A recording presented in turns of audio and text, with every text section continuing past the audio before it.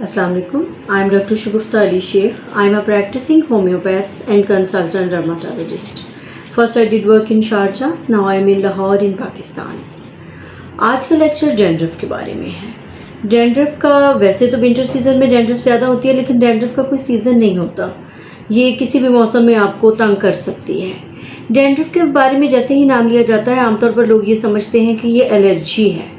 हालांकि एलर्जी की वजह से डैंड्रफ हो सकती है, लेकिन डैंड्रफ की सिर्फ एक यही वजह एलर्जी नहीं हो सकती, और भी बहुत सारी वजूहात हैं। और डैंड्रफ की बहुत सी इकसाम है जिसके बारे में हम आज डिस्कस करेंगे। सबसे पहले तो ये जान लीजिए कि जो डैंड्रफ है वो आपकी जो सर की जिल्द है उसकी अनहेल्दी कंडीशन है, यानी गैर सेहतमंद हालत, जिसकी कोई भी वजह हो सकती है। इसकी वजूहात पे अगर आप नज़र डालें तो इसमें फंगल और बैक्टीरियल रीज़न होती है, लेकिन मेरे ख़्याल में इसकी सबसे बड़ी वजह सफाई की कमी है। जब हम वीकेंड का इंतज़ार करते हैं कि वीकेंड पे हम अपने बाल धोएंगे या वीकली 2 टाइम्स धोएंगे, अगर आपको डैंड्रफ है तो उसका इंतज़ार मत कीजिए और इसको धो डालिए, क्योंकि डैंड्रफ की वजह अगर बैक्टीरिया है, डस्ट है या फंगस है तो उसको जितनी जल्दी आप धो देंगी उतनी जल्दी ही वो ठीक हो जाएगी। तो इसलिए इसकी बहुत सारी कॉजेज़ हैं। सबसे पहले तो आपने ख्याल रखना है, सफाई का ख्याल रखना है, और इसकी वजूहात में जो मैंने आपसे अभी डिस्कस किया, जैसे कि ये किसी किस्म की एलर्जी भी हो सकती है, डस्ट एलर्जी हो सकती है, फंगल इन्फेक्शन हो सकती है, इसके अलावा बैक्टीरियल इन्फेक्शन हो सकती है।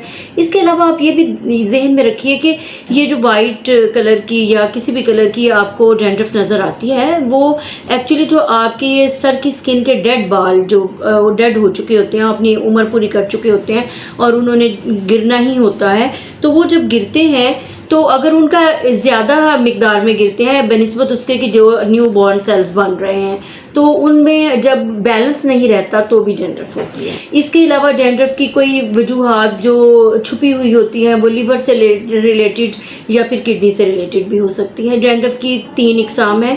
डैंड्रफ 3 इनके कलर के लिहाज से कह रही हूँ, वाइट कलर की डैंड्रफ भी होती है, ब्राउन भी होती है और येलो भी होती है। होम्योपैथी में डैंड्रफ का बहुत अच्छा इलाज है, और अगर आप होम्योपैथिक तरीका इलाज इस्तेमाल करेंगे तो डैंड्रफ से आप परमानेंटली भी जो है वो छुटकारा हासिल कर सकते हैं।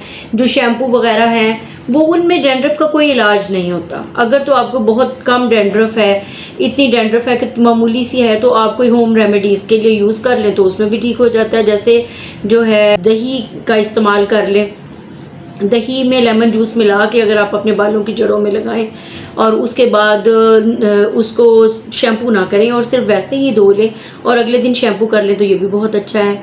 एप्पल साइडर विनेगर जो है वो बहुत अच्छा है इसके लिए। उसका ये तरीका है कि अगर थोड़ी सी डैंड्रफ है तो नहाने के बाद जब आपके बाल अभी गीले ही हों तो उसमें बराबर की मिकदार में पानी उसमें एप्पल साइडर विनेगर में मिक्स करें और उससे अपने बालों को धोएं, और लेकिन उसके बाद पानी से ना धोएं और उसको उसके खुश्क होने दें, इससे भी हो जाता है। लेकिन ये डैंड्रफ का कोई परमानेंट इलाज नहीं है। अगर आप थोड़ी बहुत डैंड्रफ से छुटकारा हासिल करना चाहते हैं तो ये होम रेमेडीज़ इस्तेमाल करें, और इसके बाद अगर आपको डैंड्रफ ज़्यादा है और आप इसका एक परमानेंट इलाज चाहते हैं तो होम्योपैथी की तरफ आइए। होम्योपैथी में डैंड्रफ का बहुत अच्छा इलाज है। हमारे पास बहुत अच्छी अच्छी मेडिसिन हैं जो डैंड्रफ को मुकम्मल तौर पर ख़त्म कर देती हैं। इंशाल्लाह अगले लेक्चर में मैं डैंड्रफ के बारे में आपको एक लोशन भी बनाना बताऊँगी जो कि आप बना सकते हैं और आप इस्तेमाल कर सकते हैं और डैंड्रफ से छुटकारा हासिल कर सकते हैं। तो डैंड्रफ की कॉजेज़ के बारे में हमने डिस्कस किया, जैसा कि मैंने आपको बताया। इसके अलावा जो है डैंड्रफ की साइन एंड सिम्टम्स पे क्या बताऊं, वो तो आपको पता ही है कि सफ़ेद कलर के या जिस कलर की भी डैंड्रफ हो वो आपके शोल्डर पे या बैक पे उसके छोटे छोटे ज़र्रात की शक्ल में आपको नज़र आता है। अच्छा, एक और डैंड्रफ की जो बहुत इम्पॉर्टेंट सिम्टम है वो ये होता है कि इचिंग होती है, बालों में बहुत ज़्यादा ख़ारिश होती है। बाज़ औक़ात तो इतनी ज़्यादा ख़ारिश होती है कि ख़ारिश करते करते ब्लीडिंग शुरू हो जाती है, या ख़ारिश करके जब आप फारिग होते हैं तो बहुत ज़्यादा जलन होती है। कि बहुत स्पेसिफिक सिम्टम है जो कि स्पेसिफिक मेडिसिन को या रेमेडी को इंडिकेट करती है। तो ये तो एक होम्योपैथी आपको इसका केस टेकिंग के बाद बताएगा कि अगर आपके पास ये सिम्टम है तो आपको इसके लिए कौन सी मेडिसिन यूज़ करनी चाहिए। तो इसमें इचिंग का भी हो गया। इसके अलावा वाइट कलर के जो या किसी भी कलर की डैंड्रफ है वो नज़र आएगी, और इसके अलावा कुछ लोगों में इसके साथ हेडेक भी होता है। अच्छा, ये भी एक स्पेसिफिक सिम्टम है जो स्पेसिफिक रेमेडी को इंडिकेट करती है। तो उसमें अगर आप अपने होम्योपैथ के पास जाएं तो उसको ज़रूर बताएं कि इसमें मुझे सर दर्द भी होता है डैंड्रफ के साथ। और डैंड्रफ के बारे में दो इसकी टाइप्स हैं, इस लिहाज से कि कुछ लोगों को ड्राइनेस की वजह से डैंड्रफ होती है, उनकी जो स्किन, बालों की स्किन होती है वो बिल्कुल ड्राई होती है, खुश्क होती है और बिल्कुल एक्जिमा की एक शक्ल होती है। एक्जिमा की वजह से भी डैंड्रफ होती है, ये स्किन प्रॉब्लम की वजह से होती है। तो उसमें बहुत ज़्यादा खुश्की होती है, बाल ऐसे होते हैं जैसे बिल्कुल खुश्क पत्ते होते हैं और जो बालों की स्किन है वो बिल्कुल खुश्क होती है। उसके ऊपर से जैसे हमारी स्किन खुश्क हो जाती है ड्राइनेस की वजह से, उसके ऊपर खुश्की नज़र आती है, इस तरह बालों की स्किन पे भी नज़र आती है। अच्छा, उसकी दूसरी कंडीशन ये भी हो सकती है कि बाल बहुत ज़्यादा ऑयली हों, उसमें भी डैंड्रफ, वो भी डैंड्रफ कॉज करती है।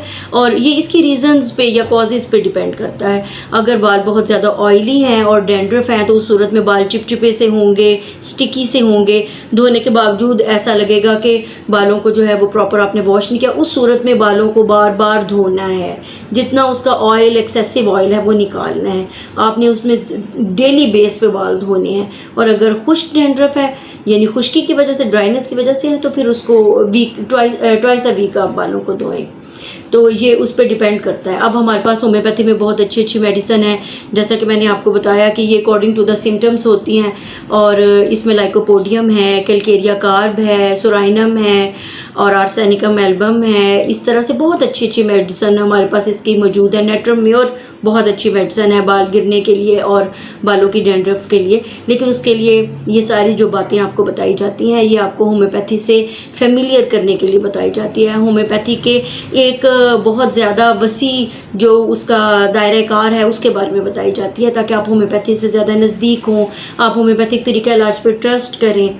लेकिन मेरी आपसे रिक्वेस्ट है कि आप बग़ैर किसी डॉक्टर से मशवरा लिए इन मेडिसिन को ना इस्तेमाल करें। ये आपके अवेयरनेस के लिए, इसके लिए अच्छा है और बेहतर है कि आप अपने किसी करीबी होम्योपैथ के पास जाएं और अपनी सिम्टम्स को बहुत अच्छी तरह से बताएं। वो इंशाल्लाह आपकी जो सिम्टम के मुताबिक रेमेडी सेलेक्ट करेगा, उससे आपको डैंड्रफ से निजात मिल जाएगी। Thank you.